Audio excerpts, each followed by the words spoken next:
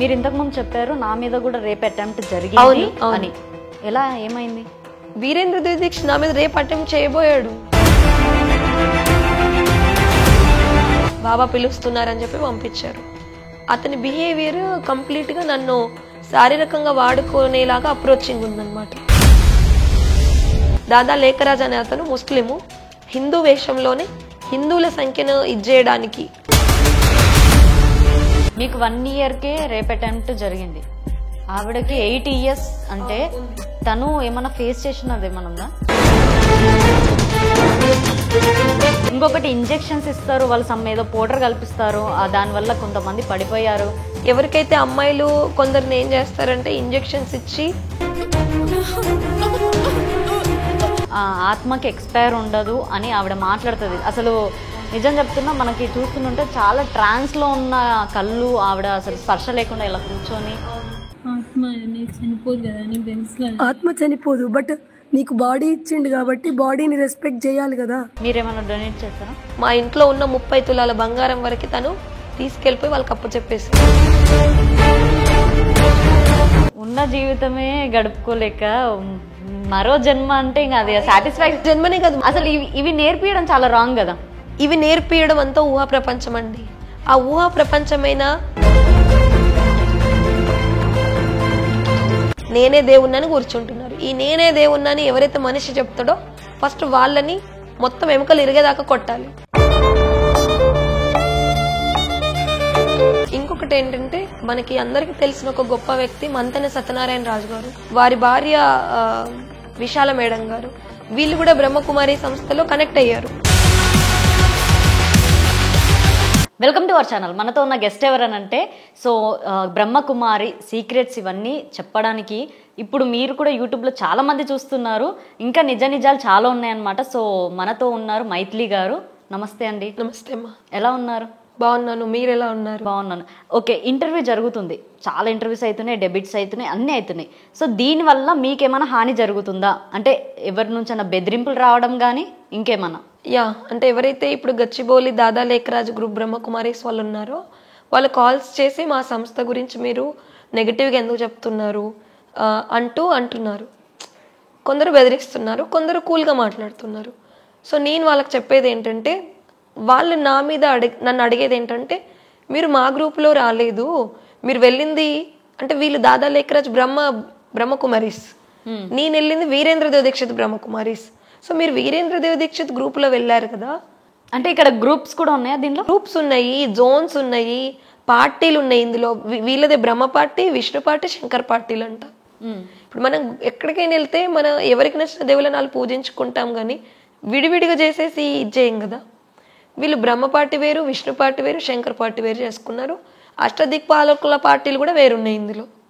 అంటే ఇప్పుడు భగవంతుడికి అష్టదిక్పాలకులు ఉంటారు కదా మన సృష్టిలో, శాస్త్రాల్లో కూడా, అందులో కూడా మళ్ళీ వేరే పార్టీలు తయారవుతున్నాయి. సో వీళ్ళందరూ కూడా చేసేది ఏంటి అంటే, ఏ గ్రూప్ వాళ్ళు ఆ గ్రూప్ వాళ్ళు నమ్మే విషయం ఏంటంటే, వాళ్ళ గ్రూప్లో ఉన్న మెయిన్ హెడ్ గురువు ఎవరైతే ఉన్నారో వాళ్ళలో శివుడు వచ్చి ఈ సృష్టిని కలియుగాన్నంట అంతం చేసేస్తారంట, సత్యయుగాన్ని తీసుకొస్తారంట, వీళ్ళందరినీ ఆ స్వర్గంలోకి సత్యయుగంలోకి పట్టుకెళ్తారంట. మరి శివుడు వీళ్ళందరి లోపల వస్తే అసలు ఇక్కడ శివుడు అంటేనే అతనికి. ఒక్క నిమిషం, నేను మీకు బెదిరింపులు కాల్స్ వస్తున్నాయా అని అడిగాను, అది ఒక్కసారి చెప్పండి, ఫినిష్ చేయండి. బెదిరింపు కాల్స్ వస్తున్నాయి. ఏమనంటే, మీరు మా సంస్థని మీరు కావాలని బ్లేమ్ చేస్తున్నారు, మీకు ఎవరెంత డబ్బులు ఇచ్చారు, ఇది అది అని. లలిత్ కుమార్ గారు ఇంతకు ముందు, లలిత్ కుమార్ అన్న బ్రహ్మకుమారుల పైన ఇది హిందుత్వంని వ్యతిరేక సంస్థ అని చెప్పేసి వారు చాలా వరకు వెలుగులోకి తెచ్చారు కదా. సో వారు దగ్గర నేను ఎంత డబ్బులు తీసుకున్నాను అని నన్ను ఆ రకంగా బెదిరిస్తున్నారు. ఇప్పుడు లలిత్ కుమార్ గారి దగ్గరైనా నేను ఎవరి దగ్గరనైనా డబ్బులు డిమాండ్ చేయాల్సిన అవసరం ఇలాంటి విషయాల్లో నాకు లేదు. ఫస్ట్ పాయింట్, డబ్బులు డిమాండ్ చేసే అలవాటు బ్రహ్మకుమారులకు ఉంది. ఏమనుంది, ప్రతి నెల ఇంతింత మీరు బాబా కోసం ఇవ్వాలి, ఇప్పుడు ఎంతెంత ఇస్తారో అంతంత మీకు సత్యయుగంలో మహల్స్ వస్తాయి, మీరు దేవీ దేవతలు అవుతారు, మీరేంటి రాజులుగా మహారాజులుగా అవుతారు, మీరు ఎన్ని బిల్డింగ్స్ ఇస్తే, ఎంత భూములు ఇస్తే, మీరు ఎంత ఇక్కడ సేవ చేస్తే అంత పెద్ద రాజు రాణిగా అవుతారని ప్రలోభ పెట్టడం బ్రహ్మకుమారులకు తెలిసిన విద్య. నేను ఎవరి దగ్గర ఏ డబ్బులు తీసుకునే అవసరం లేదు, నేను ఒక ప్రకృతి వ్యవసాయ రైతు బిడ్డను, నేను స్వయం సంపాదనతో బ్రతికే ఆ శక్తి నాకు ఉంది. సో ఇదొకట. నెక్స్ట్ వచ్చేసి అందులో నుండి బయటపడ్డ వాళ్ళ కాల్స్ వస్తున్నాయి, మీరు చెప్పేదంతా నిజమే అండి. మీరు ఒక దగ్గర నెంబర్ కూడా పెట్టారు కదా, దానివల్ల? అవును, నేను పెట్టాను. మీకు వాయిస్ SMS కూడా ఒక భర్త వాళ్ళ భార్య బ్రహ్మకుమారీస్లో, అంటే దాదా లేఖరాజు బ్రహ్మకుమారీస్లో నడుస్తుంది. వాళ్ళ భర్త ఎంత సఫర్ అవుతున్నారు వాళ్ళ భార్య బిహేవియర్తో, అంటే ఎలా భార్యాభర్తల మధ్యలో గొడవలు పుడుతున్నాయి వీళ్ళ సంస్థ వల్ల. అది మీకు నేను వాయిస్ SMSలో ఎలాగో పంపించి మీరు విన్నారు. అవును. సో ఇది నేను చెప్పేది ఏంటంటే అన్ని రకాలవి వస్తున్నాయి. నేను కూడా నా ఛానల్లో, నాది ఫార్మర్ మైథిలి యూట్యూబ్ ఛానల్, అందులో నేను వీడియో చేసి పెట్టాను, నా నెంబర్ కూడా పెట్టాను. ఎందుకు అంటే నాతో వాదనకి దిగాలన్న వాళ్ళైనా, వాదించాలనుకున్న వాళ్ళు కాల్ చేయండి. నెక్స్ట్ వచ్చేసి అందులో నుండి బయటకు వచ్చిన బాధితులు కాల్ చేయండి. నెక్స్ట్ వచ్చేసి హిందువులు, ముఖ్యంగా అంతటా ఉన్న హిందువులు ఎవరెవరైతున్నారో అందరూ స్పందించే వాళ్ళు కాల్ చేయండి అని పెట్టాను. కాల్స్ వస్తున్నాయి, చాలా పాజిటివ్ కాల్స్ హిందువుల నుండి వస్తున్నాయి. హిందువులు మేము ఎప్పటి నుండో ఈ బ్రహ్మకుమారి సంస్థ హిందువుకి వ్యతిరేకి, సనాతన ధర్మానికి వ్యతిరేకము, వీళ్ళు గుళ్ళకు రారు, ప్రసాదాలు తినరు. మొన్న ముత్యాలమ్మ గుడి ఇంత గొడవ జరిగింది కదా, ఎక్కడెక్కడో వాళ్ళు వచ్చారు. హిందువులు ఎలాగో చాలా నిరసన వ్యక్తం చేసిర్రు. క్రిస్టియన్ వాళ్ళు, ముస్లిం వాళ్ళు కూడా వచ్చి ఇలాంటి వాటి వల్ల మత గొడవలు జరుగుతున్నాయి, ఇవి చేయొద్దండి, ఎవరి విశ్వాసాలను వాళ్ళు ఫాలో చేసుకుందాం, ఎవరి మతాల్ని వాళ్ళు ఫాలో చేసుకుందాం, కానీ ఈ రకంగా మత కలహాలకు దారి తీయొద్దు, ఒక్కరి వల్ల ఇంత గొడవ జరుగుతుంది అని మిగిలిన మతస్థుల వాళ్ళు వచ్చి కూడా నిరసన వ్యక్తం చేసిరు. ఒక్క బ్రహ్మకుమారిలు కనబడ్డరా అండి? మీరు చూసారా? ఎవరైనా చూస్తే చెప్పండి. ఒక్క బ్రహ్మకుమారి వాళ్ళు, ఏ బ్రహ్మకుమారి సంబంధించిన ఏ సెంటర్ వాళ్ళు అక్కడ కనబడలే. ఎందుకు కనబడలేదంటే వాళ్ళకి అవసరం లేదు, వాళ్ళ సనాతన ధర్మాన్ని కాపాడాలనుకుంటే కదా వాళ్ళు వస్తారు. వాళ్ళకి కావాల్సింది ఏంటి అంటే, ఇది ఇందులో నడుస్తున్న వాళ్ళని కూడా నేను అనట్లే అండి, నడుస్తున్న వాళ్ళు కూడా వాళ్ళకి తెలీదు, వాళ్ళొక మోసపూరితమైన మార్గంలో ఉన్నారని తెలీదు. ఎంతసేపు బయట నుండి చూసే మెడిటేషను. సో మీరు బ్రహ్మకుమారి దాకా ఎలా వెళ్ళారు, మీరు ఎలా అప్రోచ్ అయ్యారు? మేము మా ఫ్యామిలీ గోదావరికం దగ్గర ఒక పల్లెటూరు, అక్కడ మేము ఆయుర్వేదిక్ షాప్ ఉండే మాకు. సో అంటే ఇది ప్రతి ఇంటర్వ్యూలో చెప్తున్నా, సేమ్ స్టోరీ, ఎక్కడైనా జరిగినట్టే చెప్పాలి కదా. సో అక్కడ రాజమణి మాత, బడిలక్ష్మి మాత అని వాళ్ళు ఇద్దరు లేడీస్ మా దగ్గరికి వచ్చేవాళ్ళు మెడిసిన్ కోసము. వాళ్ళే చెప్పారు ఇది ఒక మంచి ధ్యాన మార్గము, మన శివుడి మార్గము, మన హిందువులకు సంబంధించిన మార్గం అనే చెప్పారు. సో వాళ్ళ కూతురు శ్రీలత బెహన్ అని ఇందులో కంప్లీట్ డివోటీ అయిన ఆవిడ, పెళ్లి చేసుకోకుండా ఉంది. సో ఆవిడ ఎప్పుడో వీళ్ళ దగ్గరికి వచ్చినప్పుడు పిలిస్తే సరే వీళ్ళు ఇన్నిసార్లు చెప్తున్నారు కదా అని వినడానికి వెళ్ళాము. సో అందులో వాడిన విషయాలన్నీ, చెప్పినవన్నీ కూడా భగవద్గీత రిలేటెడ్గా, మన మహాభారతము, రామాయణము, రామచరితమానసు, ఇంకా మనకు సంబంధించిన వేదాల నుండి కొన్ని ఇలాంటివన్నీ తీసుకొని వీళ్ళ సంస్థకు సంబంధించిన ఫిలాసఫీకి ఆపాదించుకొని వీళ్ళ గురువుకి లింక్ చేసి చెప్తున్నారు. అప్పుడు మాకు అది అర్థం కాల. అప్పుడు మేము ఏమనుకున్నాము, వీళ్ళ గురువు ఇంత డీప్గా ఎక్స్ప్లెయిన్ చేశారు, వీళ్ళకు చాలా మంచి గురువు అని అనుకున్నాం. బట్ తర్వాత పోతూ ఉన్నప్పుడు మాకు అంత నిజం తెలిసింది. సో ఇందులో నేను చెప్పాను కదా గ్రూపులు ఉన్నాయని. ఒకటండి, ఇది 1936లో సింధ హైదరాబాద్లో స్టార్ట్ అయిందండి. దాదా లేఖరాజ్ అనే అతను ముస్లిము, హిందూ వేషంలోనే హిందువుల సంఖ్యను ఇచ్చేయడానికి, హిందువులను కంప్లీట్గా సంఖ్య తగ్గించడానికి. ఆయన ముస్లిం పర్సన్ అని ఏమన్నా ప్రూఫ్ ఉందా? ప్రూఫ్లు ఉన్నాయి. అతను సింధ హైదరాబాద్లో ఏదైతే ఇది చేసినప్పుడు అక్కడున్న ప్రజలే వాళ్ళ ఈ గ్రూప్ని, దాదా లేఖరాజ్ తయారు చేసిన గ్రూప్ని కంప్లీట్గా తరిమేశారు. అంటే అక్కడ కూడా ఇదే చేశారు వీళ్ళు, ధ్యానం పేరిట నేను కృష్ణుడిని మీరు గోపికలు అని చెప్పి. అక్కడున్న లేడీస్ ఎవరైతే అందులో జాయిన్ అవుతూ సత్సంగానికి వస్తూ వెళ్తారో, ఫస్ట్ అది ఓం మండలి పేరుతో స్టార్ట్ అయిందండి. సో ఆ ఓం మండలి అనే పేరుతో వీళ్ళు ఓం అనే ధ్వనితో ధ్యానంలోకి వెళ్ళే ప్రాసెస్ తీసుకెళ్లేవారు. సో ఓం అంటే ఖచ్చితంగా సనాతన ధర్మం అనే తెలిసిన విషయము. మిగిలిన మతస్థులు ఓం అని వాళ్ళు ఉచ్చరించారు కదా. సో అట్లా జరిగినప్పుడు తర్వాత ఇందులో ఇన్లీగల్గా అసాంఘిక అంటే స్త్రీలను శారీరకంగా వాడుకునేది, ముఖ్యంగా స్త్రీలను. నేను ఆపోజిట్ చేసేది ఏంటంటే, రకరకాల ధ్యాన పద్ధతులు ఉన్నాయండి. సో మేము వెళ్ళి అక్కడ కోర్స్ వినడం జరిగింది. వీళ్ళు ఎక్కడైనా బ్రహ్మకుమారి సెంటర్లో ఏ గ్రూపు వాళ్ళైనా, ఇందులో ఉన్నాయి 5 గ్రూపులు అండి. దాదా లేఖరాజ్ బ్రహ్మకుమారీస్, వీరేంద్రదేవ్ దీక్షిత్ బ్రహ్మకుమారీస్, ఇప్పుడు ఓం మండలి బ్రహ్మకుమారీస్ అని ఒకరు, దశరథ్ పటేల్ బ్రహ్మకుమారీస్, అమోల్ కోకినే బ్రహ్మకుమారిస్, వీళ్ళందరూ బ్రహ్మకుమారిసే. బట్ ఎవరి దుకాణాలు వాళ్ళు ఓపెన్ చేసుకొని అమాయకపు భక్తుల్ని, శివుణ్ణి, ఇంట్రెస్ట్గా ఉన్న వాళ్ళని మోసం చేస్తూ వాళ్ళ వాళ్ళ వ్యాపారాలు నడిపిస్తున్నారు. సో ఇప్పుడు మనం మళ్ళీ మన పాయింట్కి వస్తే, విషయానికి వస్తే, వీళ్ళందరిలో దగ్గర కూడా 7 రోజుల కోర్సు ఉంటుందండి. ఈ 7 రోజుల కోర్సులో త్రిమూర్తి అంటే బ్రహ్మ విష్ణు శంకర్లు ఏంటి, ఆ తర్వాత సృష్టి చక్రం అంటే సత్యత్రేత ద్వాపర కలియుగాలు ఏంటి, కలియుగం ఎప్పుడు వినాశనం అవుద్ది, సత్యుగం ఎప్పుడు వస్తుంది, భగవంతుడు ఎట్లా దీన్ని తీసుకెళ్తారు, ఇది అంతా అందులో చెప్తారు. లక్ష్మీనారాయణ రాజ్యం అంటే మనమే నరుడి నుండి నారాయణుడిగా, నారి నుండి లక్ష్మిగా తయారవుతామని ఆ లక్ష్మీనారాయణ కోర్సులో వాళ్ళు ఫిలాసఫికల్గా చెప్తారు. అందులో మీరు ఒక్కరే వెళ్ళారా, ఫ్యామిలీ మొత్తంని తీసుకొని వెళ్ళారా? నేను ఫస్ట్ రోజు నేను వెళ్ళా, సెకండ్ రోజు మా అన్నయ్య చెల్లి వాళ్ళు కూడా అది బాగుంది, మన సనాతన ధర్మం గురించే కొంచెం డీప్గా చెప్తున్నట్టు అనిపిస్తుంది, ఒకసారి ఊరికే విందాం ఎక్స్ప్లోర్ చేయడానికని నేను చెప్తే మా వాళ్ళు కూడా వచ్చారు, అన్నయ్య చెల్లి వాళ్ళు. సో నెక్స్ట్ వచ్చేసి మళ్ళీ సృష్టి చక్రం అని ఒకటి ఉంటుంది, లక్ష్మీనారాయణ, ఆ తర్వాత మెట్ల వరుస, ఇవన్నీ ఉంటాయి అన్నమాట. కల్పవృక్షం అని ఉంటుంది, కల్పవృక్షంలో మళ్ళీ ఎన్ని రకాల ధర్మాలు, ఈ ధర్మాలు ఏంటిది, ఇవన్నిటి గురించి వాళ్ళ ఫిలాసఫికల్గా చెప్తూ అందులో మన సనాతన ధర్మంలో ఉన్న భగవద్గీత, హిందూ శాస్త్రాల్లో ఉన్న వాటిని వాడుతూనే చెప్తారు. సో ఎక్కడైనా మనకు డౌట్ వస్తుందా ఇది హిందూ ధర్మం కాదని. బట్ బొట్టు ఎందుకు పెట్టుకోరని నేను అడిగాను. అడిగితే బొట్టు మేము పెట్టుకుంటాము, బట్ మనం బొట్టు పెట్టుకుంటే స్థూలమైంది, మనం ఇక్కడ ఆత్మ స్టార్ని గుర్తు చేసుకోవాలి, అది చైతన్యమైన బొట్టు అని చెప్పారు. ఇప్పుడు చైతన్యమైన ప్రాణం ఎలాగో మనలో ఉంది, బట్ బొట్టు అనేది హిందుత్వానికనండి, ఆజ్ఞాచక్రం యాక్టివేట్ కనండి సనాతన ధర్మంలో ఒక భాగం కదా. అలంకరణ ఉన్నా లేకపోయినా బొట్టు అనేది మినిమం మన బేసిక్, హిందువులకు ముఖ్యమైనది బొట్టు పెట్టుకోవడం కదా.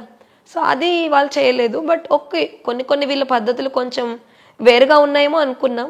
అలా వెళ్తూ ఉన్నప్పుడు ఏం జరిగిందంటే వీళ్ళు హిప్నటైజ్ ప్రాసెస్ మా మీద సమ్మోహనం అనే ప్రాసెస్ జరుగుతుంది అని మాకు అప్పుడు అర్థం కాలేదు. వాళ్ళు ఇచ్చే ఫుడ్లో కూడా వాళ్ళు కొన్ని కలుపుతున్నారని నాకు అప్పుడు అర్థం కాలేదు. ఫుడ్లో అంటే ఎలా? ఇప్పుడు మనం వెళ్ళి కోర్స్ వింటున్నప్పుడు మనకు మధ్యలో ఏదైనా తినడానికి ఏదైనా ఇస్తారు కదండి, నిమ్మరసమో లేదంటే అక్కడ ఏదైనా టోలీ ప్రసాదం లాగా వాళ్ళ గురువు దగ్గర పెట్టింది ఏదైనా ఇస్తారు కదా, అందులో వీళ్ళు ఖచ్చితంగా ఏదో యాడ్ చేస్తారండి. ఎందుకు అంటే అందులో వెళ్ళినప్పుడు మాకు ప్రశ్నలు ఉన్నప్పటికీ, అడిగినప్పటికీ, మాకు నచ్చి మేము జాయిన్ అయినప్పటికి కూడా ఇదంతా సనాతన ధర్మం అనే ఒక ముసుగులోనే జరిగింది. అంటే వాళ్ళ వైపు నుండి, మా వైపు నుండి ఏంటి, అరే ఇది కొత్తగా బాగుందని వినడానికి వెళ్ళాం. బట్ వెళ్తూ 1 year అలా మేము అప్పుడప్పుడు బయట నుండి వెళ్ళొచ్చే వాళ్ళము. ఆ తర్వాత వీళ్ళది ఏదైతే మేము వెళ్ళింది వీరేంద్రదేవ్ దీక్షిత్ బ్రహ్మకుమారి.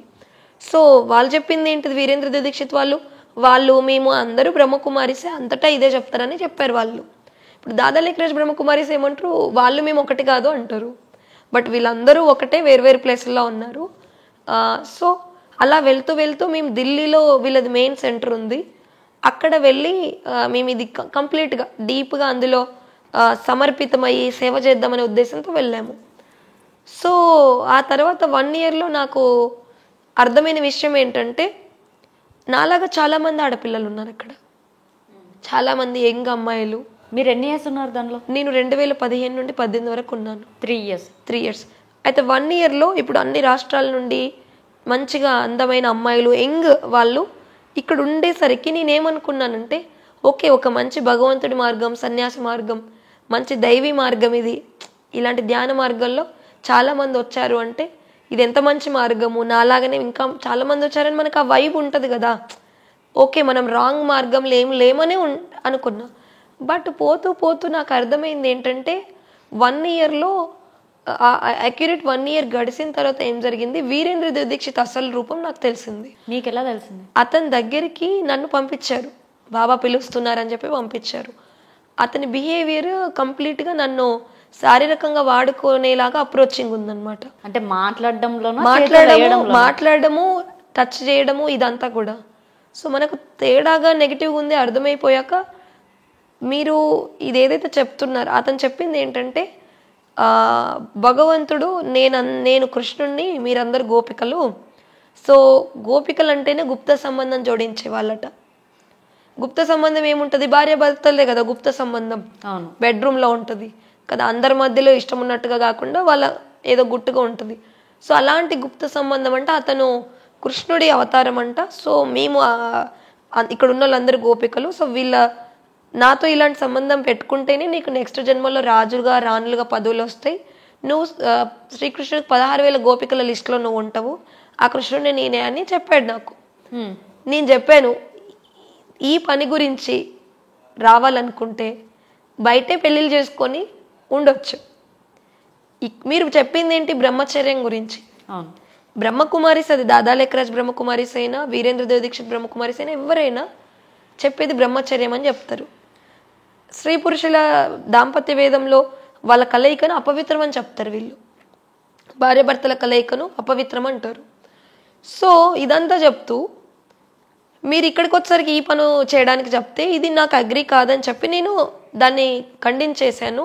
నేను బయటకు వచ్చేసాను. ఎలా బయటపడ్డారు? అంటే బయటకు రావడం కూడా ఆయన ఏమి ఇబ్బంది పెట్టలేదా? అంటే అతను ఒక రకమైన అతని మాటల్లో బెదిరించాడు. ఏమనంటే, నువ్వు ఇలా చేయకపోతే ఈ గోపికల లిస్ట్లో రావు, నెక్స్ట్ వచ్చేసి ఇక్కడ నుండి బయటపడడం కూడా అంత ఈజీ కాదు అని కూడా ఇతను హిందీలో అన్నాడు. బట్ నేను అప్పుడే కొత్తగా కాబట్టి అక్కడ తెలుగు అక్కేలికి 2-3 సీనియర్లు ఉన్నారు. సో నేను వెంటనే బయటకు వచ్చిన తర్వాత వాళ్ళతో మాట్లాడి ఏడ్చి బాధపడ్డా. ఇప్పుడు వాళ్ళ పేర్లు చెప్తే మళ్ళీ వాళ్ళు ఫీల్ అవుతారు కాబట్టి నేను చెప్పట్లేదు.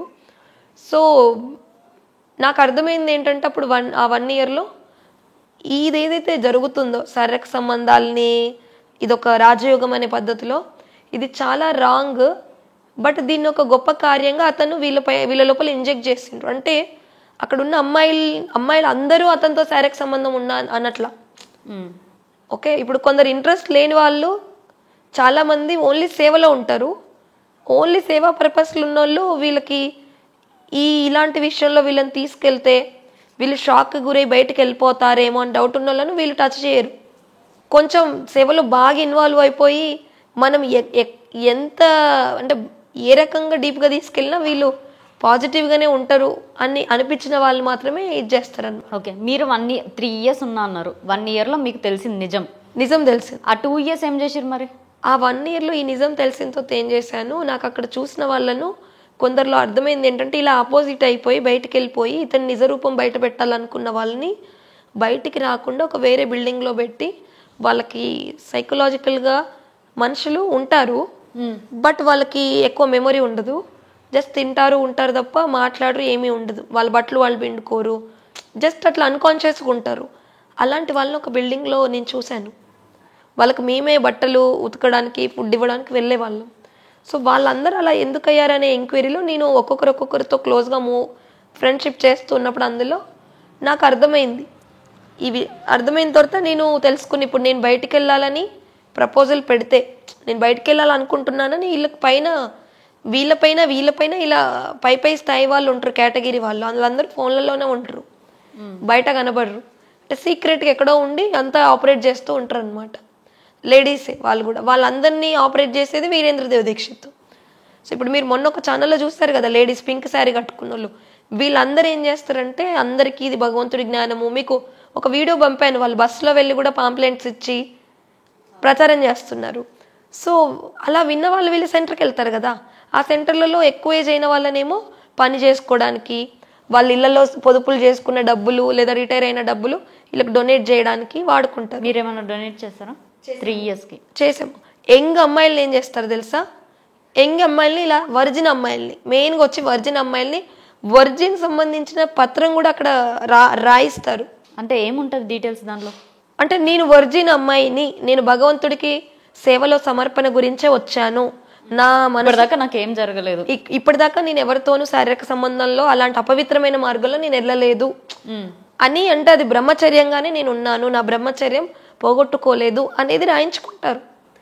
కానీ వాళ్ళు రాయించుకుంటున్నప్పుడు బయట అందులో నిజాలు తెలిసాక నాకు ఒక్కొక్కటి అసలుగా అర్థమయ్యాయి. ఇప్పుడు ఎంత క్లారిటీగా చెప్తున్నానో, అక్కడ ఉన్నప్పుడు అందులో ఉన్న వాళ్ళకైనా చాలా మందికైనా ఓకే, ఇది భగవంతుడికి సంబంధించిన నియమాల్లో ఒకటి, అవును, బ్రహ్మచర్యం అనేది ఒక నియమం అన్న పాజిటివ్ మైండ్గానే చూస్తాం తప్ప నెగిటివ్గా చూడం కదా, మనకు అసలు నిజం తెలియనంత వరకు.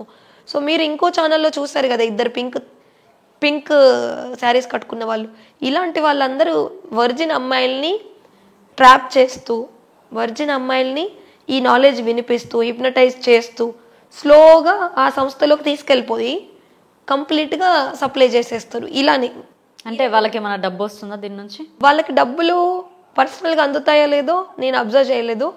బట్ అలాంటి కన్యల్ని వీళ్ళు తీసుకెళ్ళి అందులో జాయిన్ చేస్తున్నంట వీళ్ళు రాజులకే మహారాజులు అవుతారంట. అంటే ఇది ఆఫర్. అంటే భగవంతుడి దగ్గరికి ఇప్పుడు మీరు మంచి పూలను తీసుకెళ్లి భగవంతుడికి అభిషేకం చేస్తారు కదా. అంటే ఇప్పుడు వీరేంద్ర దీక్షిత్ అనేవాడు భగవంతుడు, ఈ కన్యలేమో పువ్వులట. ఆ పూలను వీళ్ళు తీసుకెళ్లి అర్పణ చేస్తున్నారు. ఇది ఎలా ఉంది? జిహాద్ టైప్లో ఒకటి లేదా? అంటే చనిపోయి నువ్వు జిహాద్ చేసి చంపేస్తే నువ్వు చచ్చేవాడివి, చంపేవాడివి, అందరూ స్వర్గంలోకి వెళ్తారు అని ఒకటి నమ్ముతారు కదా.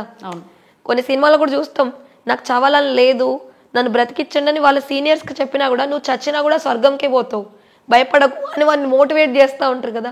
ఇక్కడ అలాంటిదే. ఓకే, మీ ఇంట్లో నుంచి మీరు ఒకరు కాకుండా మీ అన్నయ్యని మీ సిస్టర్ తీసుకెళ్లారు. అవును. మీ లేడీస్ కండిషన్స్ అంటే ఇలా ఉన్నాయి. సరే, ఇప్పుడు బాయ్ ఆయన కూడా ఆయన ఏమైనా ఫేస్ చేశాడా? మీరు అడిగారు కదా మీరు ఏమైనా డొనేట్ చేశారా అని. మా అన్నయ్యని వీళ్ళు చేసిన హిప్నటైజ్కి మా ఇంట్లో ఉన్న 30 తులాల బంగారం వరకు తను తీసుకెళ్ళిపోయి వాళ్ళకి అప్పు చెప్పేసిండు మాకు తెలియకుండా. మా అమ్మ మీద ఉన్న మంగళ సూత్రాలతో సహా తీసుకెళ్ళిపోయి అప్పు చెప్పిండు. మా అన్నయ్య ఉద్దేశం మంచిదే, ఇది భగవంతుడి సేవకు మనం ఇస్తున్నాము, భగవంతుడికి సంబంధించిన మంచి కార్యక్రమానికి ఇస్తున్నామనుకొని ఇచ్చాడు తను. బట్ వాళ్ళు దానికి ఏం యూటిలైజ్ చేయరు. వాళ్ళందరూ సొంత బిల్డింగ్స్ కట్టుకుంటారు, సొంత కార్లు, లావిష్ అంతా వాళ్ళ సొంత స్వార్థాలకు వాడతారు. మా అన్నయ్యకి అది తెలియదు కదా. మా అన్నయ్యనే కాదండి, ఇందులో వెళ్తున్న అందరూ కూడా చాలా వరకు 90% అమాయకులు శివుడి భక్తి ఒక ధ్యాన పద్ధతి అనుకునే వెళ్తున్నారు, వెళ్ళాక హిప్నటైజ్ అవుతున్నారు. అందుకే నేను దాదా లేఖరాజ్ బ్రహ్మకుమారులనైనా వీరేంద్ర దీక్షిత్ బ్రహ్మకుమారులనైనా నేను ఎవరిపైన నాకు కోపం లేదు. ఈ సంస్థల్ని స్థాపించిన వాళ్ళు ఉన్నారు చూసారా, ఫౌండర్స్, వాళ్ళ ఎజెండా వీళ్ళకి తెలీదు. వీళ్ళు వెళ్ళి ట్రాప్ అయిపోయి ఒక మంచి కార్యం కోసం మేము పనిచేస్తున్నామని చేస్తూ వెళ్ళి వీళ్ళ జీవితాలే ఇందులో అయిపోతున్నాయి. మీరు 3 years ఉన్నారు కదా, మీ సిస్టరు మీ అన్నయ్య వాళ్ళు ఎన్ని ఇయర్స్ ఉన్నారు? మా అన్నయ్య ఇప్పుడు కూడా అందులో కంటిన్యూ అవుతున్నాడు, కొంచెం కొంచెం ఆల్మోస్ట్ వదిలేస్తున్నాడు, బట్ కన్ఫ్యూజన్లో ఉన్నాడు. అంటే ఇన్నేళ్ళుగా నేను నమ్మిన భగవంతుడి మార్గం ఇది నిజం కాదా అనే షాక్ నుండి తను బయటకు రాలేకపోతున్నాడు. బట్ నేను మా అన్నయ్యని కాపాడుకోవడానికి నా ప్రయత్నాలు చేస్తున్నా. ఎందుకంటే మన జీవితము ఉన్నదే చాలా చిన్నది కదండి. ఇప్పుడు నా అన్నయ్య జీవితము మంచిదనుకొని మేము అందరం వెళ్ళాము, అది మంచిది కానప్పుడు మనం యూటర్న్ తీసుకోవాలి కదా స్లోగా అయినా. సో మా అన్నయ్య బయట నుండే నడిచాడు, అప్పుడప్పుడు అందులో సర్వీస్కి వెళ్ళాడు. మా చెల్లి ఆల్మోస్ట్ అందులో 8 to 9 years ఉంది. ఆవిడ వీడియో కూడా 1 year బ్యాక్ రిలీజ్ చేశారు. మా నాన్నగారు చనిపోయిన ఆత్మకి ఎక్స్పైర్ ఉండదు అని ఆవిడ మాట్లాడుతుంది. అసలు నిజం చెప్తున్నా, మనకి చూస్తుంటే చాలా ట్రాన్స్ లో ఉన్న కళ్ళు, ఆవిడ అసలు స్పర్శ లేకుండా ఇలా కూర్చొని. అప్పటికి ఏంటంటే నాన్న చనిపోయాడని మా చెల్లెకు దుఃఖము, ఏడ్చింది, బాధపడింది. 3 days నుండి అన్నం తినలేదంట. అప్పటికి మా నాన్న చనిపోయి 3rd day రోజు నేను మా చెల్లి దగ్గర ఉన్నా. అది ఢిల్లీ రోహిణి రిటాలా వీరేంద్ర దీక్షిత్ ఆశ్రమంలో ఉన్న నేను. మా నాన్న డెడ్ బాడీ మా ఇంటి ముందు ఉంది 3వ రోజు. అది అంటే నేను 3వ రోజు నైట్ వెళ్ళినా కూడా 2వ రోజు నైట్ వెళ్ళిన 10 గంటల వరకు మా చెల్లిని కలవనియలే. 3వ రోజు పొద్దున్న 10ంటికి మా చెల్లిని కలవనిచ్చారు. మీరు కూర్చుని చూస్తే మా చెల్లి మేజర్ కదా, ఆమె పక్కన ఇంకో తెలుగావిడని కూర్చోబెట్టిరు. అంటే ముసలావిడ కూర్చుంది, తెలుగావిడ, అదే ప్రతిభాని ముసలావిడ. ఎందుకు అంటే వీళ్ళు అక్కతోని ఏం చెప్తుంది ఆమె వినాలి. ఆవిడ ఇలా పెట్టుకొని వింటుంది, చూసా నేను. అసలు వీళ్ళు భగవంతుడి మార్గంలో ఇన్ని కండిషన్స్ ఉంటాయండి. అంటే ఇప్పుడు స్నానం చేసుకోవాలి, ఉల్లిపాయ ఎల్లిపాయ తినొద్దు, మాంసాహారం తినొద్దు, శుభ్రంగా ఉండాలనేది ఒప్పుకుంటాం. అక్క చెల్లెలు మాట్లాడుకుంటున్నప్పుడు మధ్యలో ఇంకోరు ఉండాల్సిన అవసరం ఉంది చెప్పండి. అందులోనూ తండ్రి చనిపోయి నేను వెళ్ళాను కదా, అక్కడ ఇంకో మధ్యవర్తిని పెట్టడం. నా ఫోన్ వీడియో మీరు చూస్తే మధ్యలో ఒక ఆవిడ వచ్చి మా చెల్లెను వీడియో తీయట్లేదు, నెక్స్ట్ ఫోన్ లాగేసుకుంటుంది. ఇవన్నీ చూశారు కదా మీరు. చుట్టూతో ఆల్మోస్ట్ చాలా మంది ఉన్నారు. సో అదంతా ట్రాన్స్. ఇప్పుడు మా చెల్లి ఏం బాధపడుతుందంటే, నువ్వు నా వీడియోస్ అందరికీ ఇస్తున్నావు ఆ సంస్థ గురించి చెప్పడానికి ఓకే, కానీ నన్ను అందరు జనాలు తప్పుగా అనుకుంటారు అని బాధపడుతుంది. నేను చెప్పేది ఏంటంటే, ఎవ్వరు నిన్ను తప్పుగా అనుకోరు, భగవంతుడి మార్గం అనుకొని మనం వెళ్ళాం. అందులో ఏం జరుగుతుందో నా ఇంట్లో జరిగిన రుజువు నేను చూపించాలి జనాలకి. నేను ఫేమస్ అవ్వడానికో ఏదో నిన్ను పేరు పాడు చేయడానికి కాదు. మనలాగా ఇంకెవరు అమ్మాయిల అన్యాయం కావద్దు, మన తల్లిదండ్రుల్లాగా వేరే తల్లిదండ్రులు బాధపడొద్దు అని నేను చెప్పిన తర్వాత తను కన్విన్స్ అయింది. సో తను సందర్భం వచ్చినప్పుడు మా చెల్లి కూడా మీడియా ముందుకు వస్తుంది. ఎందుకంటే ఇప్పుడు తనే ఆ ట్రాన్స్ నుండి బయటపడి నార్మల్గా ఇప్పుడున్న దానికి అప్డేట్ అవ్వడానికి టైం పడుతుంది ఖచ్చితంగా. ఆల్మోస్ట్ చాలా వరకు ఆ లోకం నుండి బయటకు వచ్చేసింది. ఓకే, మీరు ఇంతకుముందు చెప్పారు నా మీద కూడా రేప్ అటెంప్ట్ జరిగింది అని. ఎలా, ఏమైంది? వీరేంద్ర దీక్షిత్ నా మీద రేప్ అటెంప్ట్ చేయబోయాడు. నేను తప్పించుకొని బయటపడ్డా. నాకు ఇందులో ఇంట్రెస్ట్ లేదు, నేను దీని గురించి రాలేదని చెప్పి. తప్పించుకొని అంటే ఇప్పుడు వాళ్ళు ఒక రూమ్ అన్నారు. ఇప్పుడు వెళ్ళగానే డోర్ పెట్టడమో, ఇంకొకటి ఇద్దరు ఉంటున్నారు, సీనియర్స్ ఉంటారు, 3-4 లేడీస్ ఉంటారు. అయితే వీరేంద్ర దీక్షిత్ అనే వ్యక్తి ఒకప్పుడు అంటే 2000లో మీరు గూగుల్లో చూసుకుంటే జైలుకి వెళ్ళాడు. అవును, చాలా కేసెస్ అయినాయి, చాలా న్యూస్ ఛానల్స్ లో వచ్చినాయి. అవును, జైలుకి వెళ్ళాడు, సిబిఐ పెట్టారు, లాస్ట్ కి ఆయన చనిపోయినందుకు ఆ కేసులన్నీ అంతగా ఎంక్వైరీ జరగలేకపోయాయి. అవును, అతను ఇంకా చనిపోయాడు అనేది కూడా సిబిఐ వాళ్ళకి తెలుసో తెలియదు. నాకు తెలిసినంత వరకు అతను చనిపోయాడు. నాకు అంటే ఎవరెవరో ద్వారా తెలిసినప్పటికీ అతను బ్రతికి లేడు. ఇంకొకటి వచ్చేసి ఏంటంటే ఎలా బయటపడ్డారని మీరు అడిగారు కదా. ఇది 2000 ఆ టైంలో అయితే బయటపడడం కష్టమయ్యేది. నేనుంది 2015-16 ఆ టైంలో కదా. అప్పటికే స్మార్ట్ ఫోన్లు వచ్చాయి. అందులో 2000 టైంలో 90లో అప్పుడు వెళ్తున్న వాళ్ళు తక్కువ చదువుకుని ఏం చదువురాని వాళ్ళు వెళ్ళారు అందులోకి. ఇప్పుడు చదువుకున్న అమ్మాయిలం వెళ్తున్నాము. ఏమైనా జరిగినా కూడా తర్వాత బయటకు వెళ్ళిపోయి స్ట్రాంగ్గా కేసులు పెట్టి ఇరికిచ్చేటట్టుగా తెలివి ఉన్న అమ్మాయిలు అందులో అంటే ఆ మాత్రం స్ట్రాంగ్ ఉన్న వస్తున్నారు. అతను ఏం చేస్తున్నాడంటే జైలుకి వెళ్ళిన తర్వాత నుండి అప్పుడు ఫరూఖాబాద్లో ఒక అమ్మాయిని అతను రేప్ చేశాడు. ఇలాగనే మాలాగా సేవ కోసం వచ్చిన అమ్మాయిని, ఆమెకి ఇష్టం లేకపోయినా కూడా ఆమెను రేప్ చేస్తే ఆమె నెక్స్ట్ డేనే వాళ్ళ పేరెంట్స్ ఫరూఖాబాద్ అక్కడ జిల్లా యూపీలో. సో వాళ్ళ పేరెంట్స్ దగ్గరికి వెళ్ళిపోయి ఆమె కేసు పెట్టేసింది. అందుకు అతను వెంటనే జైలుకి వెళ్ళాడు. సో అలా మళ్ళీ జైలుకి వెళ్ళొద్దంటే ఎవరు సహజంగా లొంగుతారో వాళ్ళతో కానిచ్చేస్తాడు పని.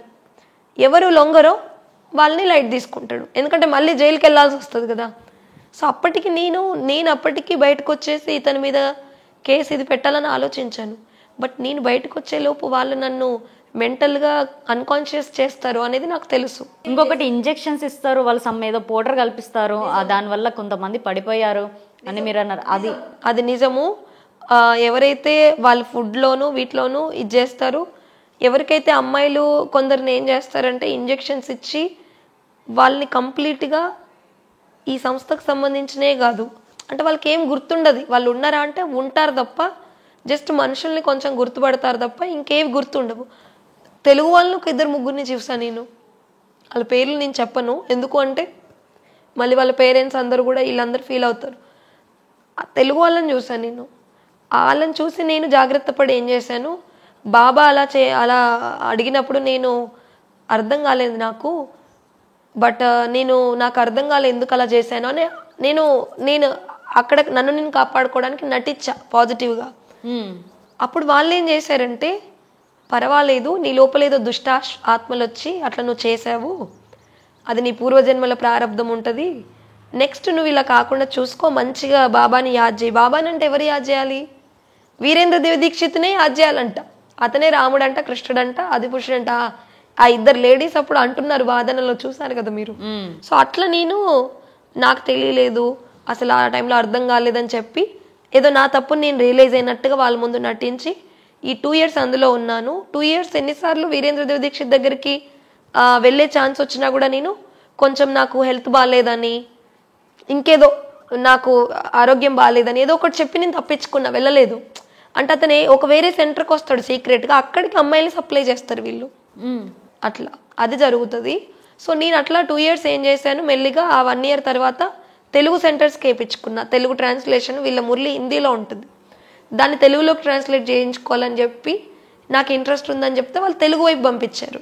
అలా హైదరాబాద్కి, కాకినాడ, ఇటు వైజాగ్, కొత్త వలస వైపు వచ్చి మెల్లిగా ఏం చెప్పాను, మా నాన్నను కూడా తీసుకొస్తా, ఆయన దీనికి వ్యతిరేకిస్తున్నారు, వారిని కూడా ఈ మార్గంలో పట్టుకొస్తాను, పాపం అతను ఒక్కరు అయిపోయారు, మేము అందరం ఇందులో ఉండి తనను కూడా పట్టుకొస్తే మా ఊళ్ళో కూడా ఇలాంటి సెంటర్ పెడదామని చెప్పేసి నేను బయటపడ్డాను.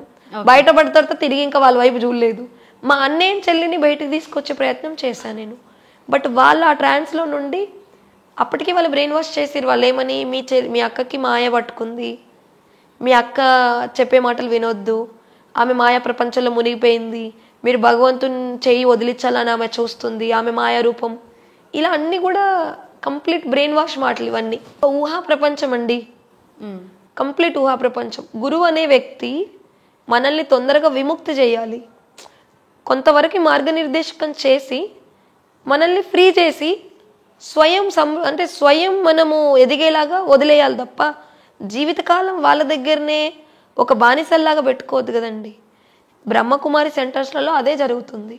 అది దాదా లేఖరాజ్ బ్రహ్మకుమారిస్ అయినా, మీరు ఎలా తీసుకొచ్చారు? వీరేంద్ర దీక్షిత్ బ్రహ్మకుమారిస్ అయినా, ఆ వీడియో వాళ్ళు లాగేసుకున్న తర్వాత, ఫోన్ లాగేసుకున్న తర్వాత నేను ఏడ్చా చాలా. మా చెల్లిని పట్టుకొని కాలు పట్టుకొని ఏడ్చాను. చెల్లికి రావాలనే ఉంది. అట్లా చెల్లి నేను వెళ్తాను అని చెప్పింది. మా చెల్లి వెళ్తానని చెప్పినాక కూడా వాళ్ళు కదలట్లా. నేను చెప్పాను, మీరు మా చెల్లి వెళ్తానని అంటున్నా కూడా మీరు కదలట్లేదు, ఇంకా ఆమె బ్రెయిన్ వాష్ నా ముందే చేస్తున్నారు. నేను చెప్పాను, ఖచ్చితంగా ఢిల్లీ పోలీస్ని తీసుకురావాల్సిందే, లేదంటే మీరు మాట వినరని. అప్పటికే వాళ్ళ మీద చాలా కేసులు ఉన్నాయి కదా. ఇప్పుడు మా నాన్న చనిపోయి ఉండి చెల్లి గురించి వస్తే ఆమె వస్తా అన్నా కూడా వీళ్ళు రానివ్వకపోవడం ఇంకా చాలా ప్రాబ్లం అవుతుంది వాళ్ళకి అనేసి అప్పుడు మా చెల్లిని అప్పుడు కూడా ఎఫిడేవిట్ చేపించుకొని పంపించారు. ఇది జరిగింది.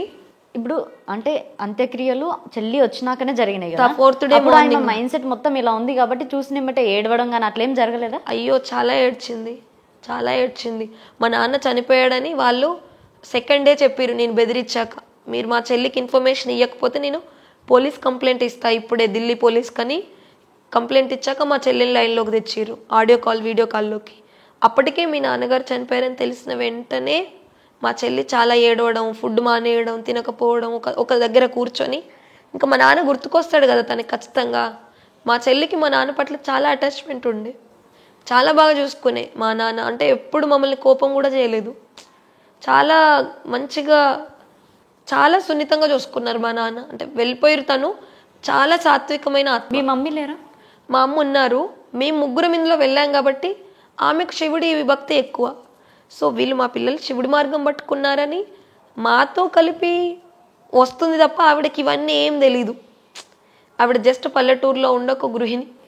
సో చెల్లి అప్పటి నుండి ఏడ్చింది.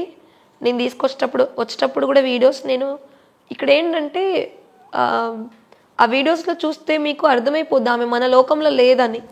సో నేను అదే ఏంటంటే ఇక్కడ చాలామంది అంటే మా అన్నయ్యలు కానీ మా చెల్లి కానీ ఎవరైనా చెల్లిని ఎవరెవరు నెగిటివ్గా తీసుకుంటారేమో అని. కాదు, ఎవరు నెగిటివ్గా తీసుకోరు.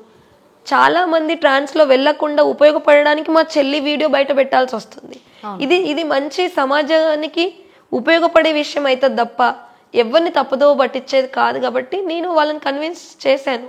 మీకు 1 yearకే రేప్ అటెంప్ట్ జరిగింది, ఆవిడకి 8 years. అంటే తను ఏమన్నా ఫేస్ చేసినది ఏమన్నా ఉందా? తను అంటే తన పైన ఇలాంటి ప్రలోభాలు జరగడానికి, తనకి వేరే సెంటర్స్ తీసుకెళ్ళడానికి అలాంటి ప్రపోజల్స్ స్టార్ట్ అయ్యాయి. అంటే ఇట్లా డైరెక్ట్గా చెప్పరు వాళ్ళు. బట్ మా చెల్లి ఏంటి, అతను ముసలాయన కదా, అతను ముందు నుండే ఆమె తాతయ్యలాగా చూసేది. సో ఇలాంటి విషయం జరుగుతున్నట్టు కూడా మా చెల్లికి తెలీదు. బట్ ఏదో ఇక్కడ సంథింగ్ తేడా ఏదో ఉందని అర్థమైంది. బట్ చెల్లి ఎప్పుడు కూడా ఇలాంటిది, అంటే ఇప్పుడు వాళ్ళు ఏం చెప్తారంటే బాబాకి తలనొప్పి వచ్చింది జండు బామ్ రాయాలంట అని జండు బామ్ ఇచ్చి పంపిస్తారు. ఇది నా వీడియో చూస్తున్న వీరేంద్ర దీక్షిత్ బ్రహ్మకుమారిలు ఎవరైతే బయటకు వచ్చారో వాళ్ళకి తెలిసి విషయం నేను చెప్తుంది, వాళ్ళకి తెలుస్తుంది. జండు బామ్ ఇచ్చి పంపిస్తారు రూమ్లోకి. ఆ జండు బామ్ వీళ్ళు రాస్తే అప్పుడే అతను వాళ్ళని ఆటోమేటిక్గా లొంగ తీసుకోవడము, ప్రలోభ పెట్టడం జరుగుతుంది. అతన్ని వీళ్ళు ఒక భగవంతుడి రూపంగా నమ్ముతున్నారు కదా. అతను ఏం చేసినా కూడా ఇది భగవంతుడికి సమర్పణ అవ్వడం అనే ట్రాన్స్లో ఆల్రెడీ ఉన్నారు కాబట్టి అది జరుగుద్ది. సో మా చెల్లి ఎప్పుడు కూడా, నేను అడిగాను మా చెల్లి వచ్చిన తర్వాత, మరి నాని నాకు ఇలాంటిది ఎదురైంది, మరి నీకేమైనా ఇలాంటిది ఎదురైందని నేను మా చెల్లిని అడిగాను. అక్క ఇలాంటిది నా పైన జరగల, బట్ ఇలాంటిది ఒకటి జరుగుతుందన్న అనుమానం నాకుంది. బట్ అలాంటిది జండు బామ్ ఇచ్చి పంపించినప్పుడు ఇలాంటివి చేసినప్పుడు నేను వెళ్ళలేదు. నన్ను నిద్రలో ఉన్న లేపినా కూడా ఈమె లేవకపోవడం, వాళ్ళు పిలిచి ఇంకా వెళ్ళిపోవడం. ఇంకా వేరే అమ్మాయి అక్కడ బోలెడు మంది 100 అమ్మాయిలు కదండి. ఇప్పుడు ఒకరిద్దరు అమ్మాయిలు ఉంటే వీళ్ళని పట్టుకొని టార్గెట్ చేయొచ్చు. 100 అమ్మాయిలు ఉన్నారు, అందమైన అమ్మాయిలు. మీరు మహారాజా సినిమా చూసారా? మహారాజా సినిమాలో ఊరు అమ్మాయిలు అందరూ ముందు రాజుకు సమర్పణ అయిపోయి తర్వాత కదా భర్త దగ్గరికి వెళ్తారు. అట్లా నేను వీరేంద్ర దీక్షిత్ దగ్గరికి వెళ్ళిన వాళ్ళని, దాదా లేఖరాజ్ బ్రహ్మ గ్రూప్లో ఉన్న అందరినీ ఇట్లా అనట్లా, శారీరక సంబంధంలో ప్రతి ఒక్కరికి ఉందని అనట్లా.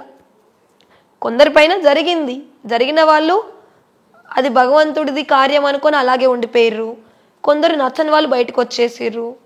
ఇలా 2 రకాలుగా ఉంది.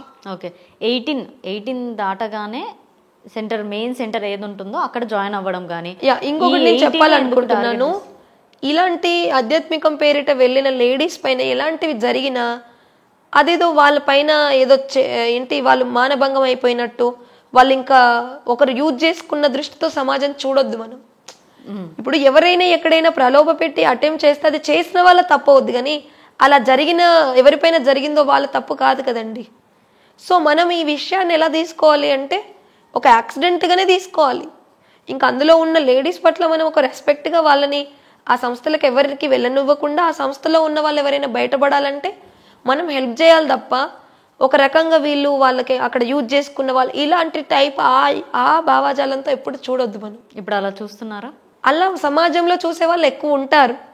సో అలాంటి వాళ్ళ గురించి చెప్తున్నా నేను. అంటే మీ ఫ్యామిలీస్లో కూడా ఇప్పుడు మీ ఇంటర్వ్యూస్ చెప్పడం వల్ల అంటే మిమ్మల్ని అలా చూస్తున్నారేమో, మీరు ఆ ఇంటెన్షన్తో చెప్తున్నారేమో అని. నన్ను అలా ఎవరు చూడలేదు. నన్ను ప్రతి ఒక్కరు నేను చేస్తున్న వీడియోస్కి చెల్లి అమ్మాయి కాబట్టి, నువ్వు అమ్మాయి కాబట్టి, మరి మీరు అమ్మాయిలపైన ఏమైనా నెగిటివ్గా సమాజం నుండి వస్తుందేమో, బట్ నీ ద్వారా చాలామంది ట్రాప్ అవ్వకుండా అవేర్నెస్ అవుతున్నారు. ఇది మాత్రం చాలా మంచి విషయం అనేదే చెప్తున్నారు. బట్ మేము అమ్మాయిలం అవ్వడం వల్ల ఇప్పుడు నేను నా టాపిక్, మా చెల్లి టాపిక్, మా కుటుంబంది ముఖ్యంగా కదా నేను చెప్పాలి. అండ్ ఇప్పుడు మా పట్ల జరిగింది నేను చెప్తూ వేరే వాళ్ళ పట్ల జరుగుతున్నాయి చూసినా కూడా నేను చెప్పాలి కదండి. అవును, అంటే వాళ్ళ పేర్లు ప్లేసులు చెప్పకపోయినా అందులో జరుగుతున్న క్రైమ్ చెప్పాలి. కొత్తగా వెళ్ళే వాళ్ళు ఆలోచిస్తారు, ఇంకా పేరెంట్స్ చాలా మంది బాధపడుతున్నారు, ఇంకా అక్కడ ఉన్న వాళ్ళ పిల్లలు కానీ ఇంకా తిరిగి రాకపోవడం. 2018లో వీడియోస్ చూసారా వాళ్ళ తల్లిదండ్రుల బాధ వీడియోస్? 2018లో వీరేంద్ర దీక్షిత్ 2018 సిబిఐ కేసు అని పెట్టండి, అన్ని వీడియోస్ వస్తాయి. తల్లిదండ్రులు ఎంత దారుణంగా బాధపడుతున్నారు ఆ అమ్మాయిలు అందులో ట్రాప్ అయ్యి ఇదైనందుకు, అసలు పేరెంట్స్ని అవాయిడ్ చేయడానికి. సో నేను చెప్తుంది ఏంటంటే వీరేంద్ర దీక్షిత్లో ఇదంతా గ్రూప్లో ఇది జరుగుతున్నప్పటికీ యాజ్ ఇట్ ఈజ్ ఇలాంటిదే దాదా లేఖరాజ్ గ్రూప్లో జరుగుతుంది. వీరేంద్ర దీక్షిత్ ట్రైనింగ్ తీసుకుందే దాదా లేఖరాజ్ గ్రూప్ నుండి. ఇప్పుడు ఒక చిన్న దొంగ ఉన్నాడండి, ఆడ దొంగతనం చేయడం పెద్ద దొంగ నుండి నేర్చుకున్నాడు. సో చిన్న దొంగ తప్పు అయినప్పుడు కొంతమంది ఆ దొంగతనాలకు గురవుతున్నారు. మరి పెద్ద దొంగ నుండి ఇంకెక్కువ మందికి నష్టం జరుగుతుంది కదా. సో వీరేంద్ర దీక్షిత్ చిన్న దొంగ, ఓకే, చిన్న ఏమంటారు క్రైమ్ చేసిన వ్యక్తి అయితే ఈ క్రైమ్కి అతనికి ట్రైనింగ్ ఇచ్చింది పెద్ద సంస్థ. వీరేంద్ర దీక్షిత్ తయారైంది దాదా లేఖరాజ్ గ్రూప్లోనే. సో నేనేం చెప్పదలుచుకున్నా, ఇప్పుడు వీరేంద్ర దీక్షిత్ నుండి నష్టపోతున్న వాళ్ళు 10% మంది ఉంటే దాదా లేఖరాజ్ గ్రూప్ నుండి నష్టపోతున్న వాళ్ళు 90% ఉన్నారు. నేను వీరేంద్ర దీక్షిత్ గ్రూప్ని రైట్ అనట్లా, రాంగే, కానీ రాంగ్ పుట్టింది ఎక్కడి నుండి? ఇప్పుడు వీరేంద్ర దీక్షిత్ది మిగిలిన గ్రూపులు ఉన్నాయి కదా అన్నీ, ఇవి ఒక చిన్న కొమ్మల్లాగా తీసుకుంటే దీని మెయిన్ వృక్షం కాండం ఏంటంటే దాదా లేఖరాజ్ బ్రహ్మకుమారీస్.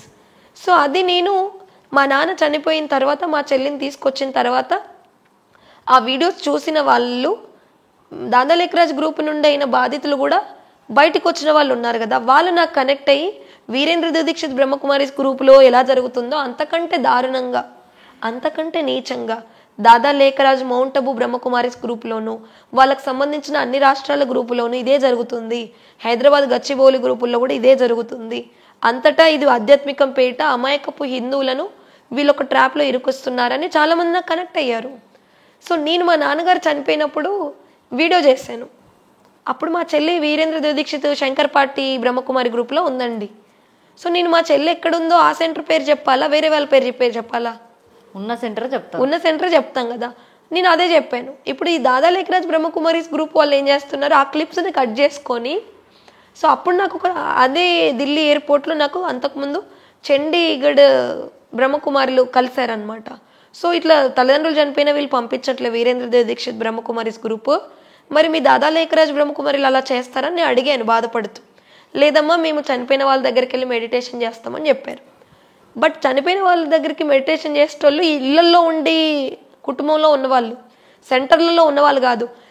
తర్వాత నాకు తెలిసింది ఇదంతా మా నాన్న డెత్ జరిగిన తర్వాత ఈ 1 yearలో దాదా లేఖరాజ్ గ్రూప్కి సంబంధించిన క్రైమ్స్, మౌంట్ అబూలో వాళ్ళ యొక్క భూమి కబ్జా చేయడము, ఇవన్నీ నాకు తర్వాత తెలిసింది.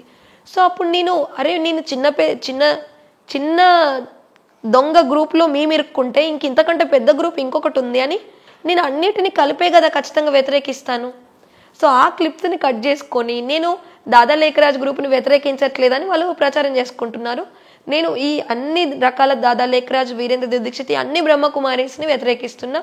ఇవన్నీ కూడా మూతపడాలండి. ఈ అన్ని గ్రూపులు మూతపడేసి వీళ్ళకి సంబంధించిన బిల్డింగ్స్, ఆ ప్రాపర్టీస్ అన్ని గవర్నమెంట్ తీసుకొని గ్రంథాలయాలుగానో, కాలేజెస్గానో, హాస్పిటల్స్గానో మార్చి మన దేశానికి మంచి సేవలు చేయండి. ఇందులో వెళ్ళి వాళ్ళు రెడ్ లైట్ పెట్టి వీళ్ళ గురువు ఒక మనిషి, సాధారణమైన మనిషిలో శివుడు వస్తున్నాడని చెప్పి, ఆ శివుడే మనకు సత్యయుగంలోకి తీసుకెళ్తాడని చెప్పి, ఇవన్నీ ఒక తప్పుడు ఊహా ప్రపంచపు ధారణలను, వాళ్ళలో భయాలను ఇంజెక్ట్ చేస్తూ అసలు యంగ్ అమ్మాయిలని, అబ్బాయిల్ని, హిందువుల్లో ఉన్న చాలామందిని నిర్వీర్యం చేస్తున్నారు. ఎందుకు పనికిరాని ఒక ఊహా ప్రపంచంలో ఉన్న ట్రాన్స్ పీపుల్ని చేసేస్తున్నారు. సో ఇది ఏమాత్రం మన దేశానికి, ముఖ్యంగా హిందువులకి ఉపయోగకరమయ్యే సంస్థ కాదు. బ్రహ్మకుమారి సంస్థలన్నీ కూడా మూతబడాలి. బ్రహ్మకుమారిలో పెళ్లిళ్ళు చేసుకోకుండా ఉంటున్న వాళ్ళు ఎందుకు ఉంటున్నారు అసలు టీనేజ్ వాళ్ళు మొత్తము? వాళ్ళు ఏం చెప్తారు, మీరు ఈ ఒక్క జన్మ పెళ్లి చేసుకోకుండా ఉంటే నెక్స్ట్ జన్మలో మీరు మహారాజులు అవుతారని చెప్తారు కదా. ఇంకా మహారాజ్ అంటే ఏంటి నాకు అర్థం కావట్లేదు. ఇప్పుడు నెక్స్ట్ జన్మల్లో మహారాజ్ అయినప్పుడు మీకు బోలెడు మంది రాణులు ఉంటారు, బోలెడంతా మీరు ఎంజాయ్ చేయొచ్చు. అవన్నీ చేయాలంటే ఒక పాతకాలంలో అయితే బతుకుతలంగా రాజులు రాణులు అనడానికి. ఇది నెక్స్ట్ జన్మ, వీళ్ళు రాజయోగం అంట, ఇదే రాజయోగం అంట. ఇప్పుడు ఈ జన్మ ఒక్కటి మీరు త్యాగం చేస్తే, పెళ్లి చేసుకోకుండా ఏది కనెక్షన్ పెట్టుకోకుండా త్యాగం చేస్తే నెక్స్ట్ జన్మలో మీకు అవన్నీ వస్తాయి. గొప్ప గొప్ప రాజులు అవుతారు మీరు, మీకు అన్ని రాజ్యాలు వస్తాయి, రాణులు వస్తారు, మీరు చాలా విలాసవంతంగా బ్రతకొచ్చు అని ఆఫర్ పెడుతున్నారు. ఉన్న జీవితమే గడుపుకోలేక మరో జన్మ అంటే ఇంకా అది సాటిస్ఫాక్షన్. అసలు ఇవి నేర్పియడం చాలా రాంగ్ కదా. ఇవి నేర్పియడం అంతా ఊహా ప్రపంచం అండి. ఆ ఊహా ప్రపంచమైన ఆర్గనైజేషన్స్ క్లోజ్ కావాలి. ఏదైనా ఉంటే ప్రాక్టికల్ ఉండాలి కదా, ప్రజెంట్లో ఉండేది ఉండాలి. మనిషికి ఎలా నేర్పియాలి? కోరికలు ఆశలు ఎక్కువ లేకుండా ఉన్నదాంతో ఉండడమే అనేది జీవితం అనేది ఉండాలి. కావాల్సింది ఇంకెలా సాధించుకోవాలని చెప్పాలి. అంటే ఇప్పుడు 100% ఇందులో చెడు జరుగుతుందా అంటే ఎక్కడ 100% చెడు ఉండదండి. పైకి అంతా చాలా మంచి విషయాలు కనబడతాయి. ఇప్పుడు మీకు వాయిస్ SMS పంపించాను, వాళ్ళ భార్యాభర్తల సంబంధం అపవిత్రము, నేను అట్లా మీతో భార్యాభర్తల సంబంధంలో ఉంటే నెక్స్ట్ జన్మలో దేవతను గాను అని చెప్పి భర్తను మొత్తమే వాళ్ళకు సంబంధించిన భార్యాభర్తల సంబంధమే లేకుండా పక్కన పెట్టేస్తే పిల్లల గురించి ఏమంటారు, బాధ్యత గురించి అడ్జస్ట్ అవుతున్న మంది ఎంతోమంది ఉన్నారు. అంటే ఇది భార్యాభర్తలని విడదీయడం అవ్వట్లేదా చెప్పండి? ఇట్లా ఎంతమంది బ్రహ్మకుమారులు ఉన్నారు భార్యాభర్తలను విడదీసిన వాళ్ళు. వీళ్ళు ఏమంటారు అంటే బ్రహ్మకుమారి వల్లనే డివోర్స్ అవుతున్నాయా, వీళ్ళు కాకుండా బయట విడిగా డివోర్స్ అవుతలేరు అంటే విడిగా డివోర్స్ అవ్వడం వాళ్ళ పర్సనల్. మీరు ఇక్కడ భార్యాభర్తల సంబంధం అపవిత్రం అని చెప్పాక కదా ఇందులో వెళ్తున్న భార్యలు భర్తలు వాళ్ళ పార్ట్నర్స్తో కంప్లీట్గా ఎగెనెస్ట్ అవుతున్నారు. సో ఇది వీళ్ళ ద్వారానే కదా చిచ్చుబుడుతుంది. తల్లిదండ్రుల నుండి పిల్లల్ని విడదీయడం వీళ్ళ ద్వారా కదా చిచ్చుబుడుతుంది. సో నేను బ్రహ్మకుమారులకు చెప్తున్నాను, ఏ సత్యయుగం రాదు, ఈ కలియుగం ఎక్కడా వెళ్ళేది లేదు. ఇప్పుడున్న జీవితం ఏదైతే ఉందో ఇది మీకు, మీ కుటుంబానికి, మన దేశానికి ఉపయోగపడే ఏదైనా చెయ్యండి తప్ప ఈ ఊహా ప్రపంచం నుండి బయటికి రండి. దాదా లేఖరాజులోను, వీరేంద్ర దీక్షిత్లోను ఇంకా ఎవరిలోనూ శివుడు రాలేదు, రాడు. శివుడు ఎవరిలో పడితే వాళ్ళదో. అసలు శివుడికి మనిషి లోపల రావాల్సిన అవసరం ఏంటండి? భగవంతుడు మనుషులు, ఇప్పుడు భగవంతుడు కనబడాడు కదా, పుట్టరు చావరు అని ఉంది కదా. సో అందుకని ఏం చేస్తున్నారు, నా లోపల భగవంతుడు వచ్చారని కూర్చుంటున్నారు. ఈ బ్రహ్మకుమారే కాదు, మిగిలిన రకరకాల ఆశ్రమాలన్నీ కూడా నేనే దేవుణ్ణని కూర్చుంటున్నారు. ఈ నేనే దేవుణ్ణని ఎవరైతే మనిషి చెప్తాడో ఫస్ట్ వాళ్ళని మొత్తం ఎముకలు ఇరిగేదాకా కొట్టాలి. ఎందుకు అంటే అమాయకుల్ని ట్రాప్ చేస్తున్నారు. ఇన్నోసెంట్గా ఏదో ఒక బాధలో ఉన్న వాళ్ళని క్యాచ్ చేసుకుంటున్నారు. సో అందుకని మనం అలర్ట్గా ఉండాలి. మీ అందరు అవేర్నెస్ అవ్వండి. ఏ గురూజీలు, ఏ బాబాలు, ఏ ఆశ్రమాలు మిమ్మల్ని ఇరికిస్తున్నారా, అక్కడ ఖచ్చితంగా ఏదో గూడు పుటాని ఉంది. మిమ్మల్ని తొందరగా విముక్తి గురువులు వద్దనట్ల, గురు పరంపర రాంగ్ కాదు, సనాతన ధర్మంలో గురు పరంపర ఉంది, కానీ దొంగ గురువులు, దొంగ ఆశ్రమాలని నేను వ్యతిరేకిస్తున్నా. సో అమ్మ థ్యాంక్ యూ. అండ్ చూస్తున్న ఇంటర్వ్యూ చాలామంది అంటే ఎవ్వరు చర్య దృష్టితో చూడకండి, ఎందుకంటే వాళ్ళు ఫేస్ చేయలేదు కాబట్టి చెప్తున్నారు, అక్కడ దాకా వెళ్ళకుండా సేఫ్ అయినందుకు చెప్తున్నారు. ఫేస్ చేసిన వాళ్ళందరూ వెనుకలనే ఉన్నారు. సో అవన్నీ మీకు అందరికి అర్థమవుతుండొచ్చు. ఇంకొకటి ఏంటంటే మనకి అందరికీ తెలిసిన ఒక గొప్ప వ్యక్తి మంతెన సత్యనారాయణ రాజు గారు. మనకి ప్రకృతి వైద్యులు వారి భార్య విశాల మేడం గారు, వీళ్ళు కూడా బ్రహ్మకుమారి సంస్థలో కనెక్ట్ అయ్యారు. బట్ వీళ్ళకి లోపల జరుగుతున్నాయి తెలీదు. సో అందుకని నేను చెప్తున్నాను, మీరు ఏదైతే బ్రహ్మకుమారి సంస్థలో మీరు మంచి ఉద్దేశంతోనే శాంతియుత మార్గము, ధ్యాన మార్గం అనే కనెక్ట్ అయ్యారు. బట్ ఇందులో జరుగుతుంది కంప్లీట్గా వేరుందండి. అది మేమున్నాము ప్రూఫ్లు. చాలామంది మౌంట్ అబు, దాదా లేఖరాజ్ బ్రహ్మ గ్రూప్ నుండి బయటపడ్డ వాళ్ళు ఉన్నారు. మేమందరం వేడుకునేది ఏంటంటే, దయచేసి ఇలాంటి అభూత కల్పనలు, ఊహా ప్రపంచానికి సంబంధించిన ఇలాంటి మూఢనమ్మకాలకు సంబంధించిన ఆర్గనైజేషన్లో మీలాంటి గొప్ప వ్యక్తులు ఉండకూడదండి. మీరు సమాజానికి మంచి మార్గనిర్దేశకం చేసే వ్యక్తులు. ఇలాంటి దాంట్లో మీరు ఉండడం, మేము హిందువులం చాలా దీని గురించి బాధపడుతున్నాము. దయచేసి మంతెన సత్యనారాయణ గారు దీని గురించి స్పందించాలి. మిగిలిన గురువులు ఎవరైతే హిందూ ధర్మంలో సనాతన ధర్మాన్ని కాపాడాలి అనుకుంటున్న ఆర్గనైజేషన్స్, గురువులు ప్రతి ఒక్కరు హిందూ అందరూ కూడా స్పందించి దీని పట్ల అవేర్నెస్ అవుతూ అందరూ ఇంకెవ్వరికి ఇలా నష్టం కాకుండా ఉండడానికి ప్రతి ఒక్కరూ దీంట్లో భాగస్వామ్యులు కావాలని నేను వేడుకుంటున్నాను. Okay, thank you so much అండి. సో నిజంగా ఇలా అంటే చాలామంది డేర్ చేసుకొని మీడియా ముందరికి రారు, మీరు ఆ ధైర్యంతో వస్తున్నారు, దానికి హ్యాట్స్ ఆఫ్. ఇంకొకటి ఏంటంటే, ఇంకా ఎవరైతే వెళ్దాం అనుకుంటున్నారో, ఇంకా ట్రాప్లో ఉన్నారో వాళ్ళందరూ తప్పకుండా ఈ వీడియో చూడాలి అండ్ షేర్ చేయాలి. సైనింగ్ ఆఫ్ కీర్తి.